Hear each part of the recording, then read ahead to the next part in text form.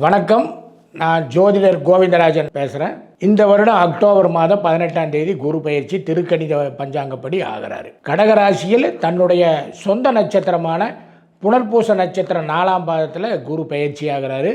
கடகராசியில் குரு பகவான் உச்சம் பெறுவார். அதாவது ஒரு கிரகம் அவர் சொந்த வீட்டில் இருந்தால் ஆட்சின்னு சொல்கிறோம்.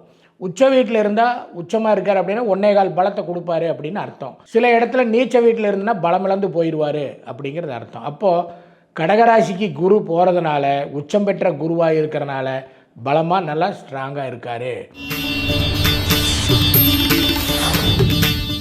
தனுசு ராசிக்காரங்களுக்கு குரு பயிற்சி எப்படி இருக்கும்? தனுசு ராசிக்கு அதிபதியே குரு பகவான் தான். அப்போ தனுசு ராசியை பொறுத்த வரைக்கும் இந்த ராசி அதிபதி 4ஆம் வீட்டுக்காரன சுகாதிபதியும் குரு பகவான். அப்போ அவர் போய் 8ஆம் இடத்துல மறைஞ்சிருக்காரு.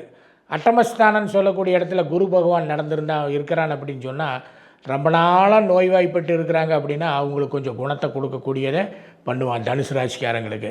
அவனுடைய பார்வை அப்படிங்கிறது பார்க்குற போது விருச்சிக ராசிக்கு அவனோட பார்வை இருக்கிறனால சுப செலவுகளை உருவாக்குறதுக்கு கரெக்டாக பண்ணி கொடுப்பான். கல்யாணம் ஆகலைங்க பொண்ணுக்கு அப்படின்னா கல்யாணம் பண்ண வைக்க, பையன் படிக்கிறதுக்கு செலவுக்கு காசு பார்த்துட்டு இருக்கிறாங்கன்னா அதுக்கு கிடைக்கும்.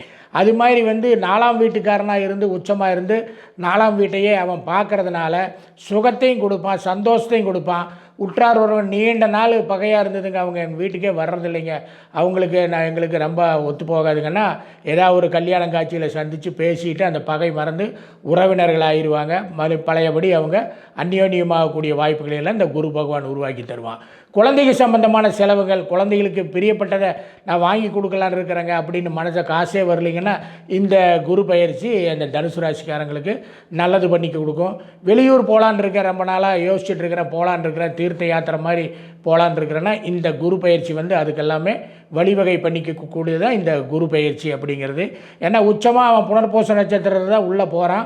அதுக்கப்புறம் அந்த வீட்டில் அவன் பூச நட்சத்திரம், சனி பகவான் நட்சத்திரம், அதுக்கடுத்தது புதன் பகவான் நட்சத்திரத்திலலாம் அவன் சஞ்சாரம் பண்ணக்கூடியவன்.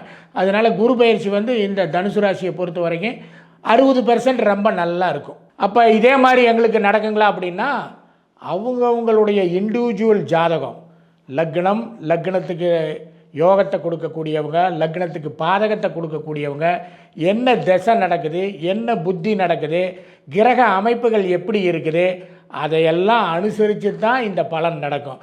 அப்போ உங்களோட ஜாதகத்தில் இண்டிவிஜுவல் ஜாதகத்திலையும் இந்த குரு பயிற்சி எப்படி இருக்கும், நல்லா இருக்குமா, என் ஜாதக ரீதியாக என்ன திசை நடக்குது, அதை பற்றியெல்லாம் நல்லா தெரிஞ்சுக்கணும் அப்படின்னு ஆசைப்பட்டீங்கன்னா கீழே இருக்கிற நம்பருக்கு தொடர்பு கொள்ளுங்கள்.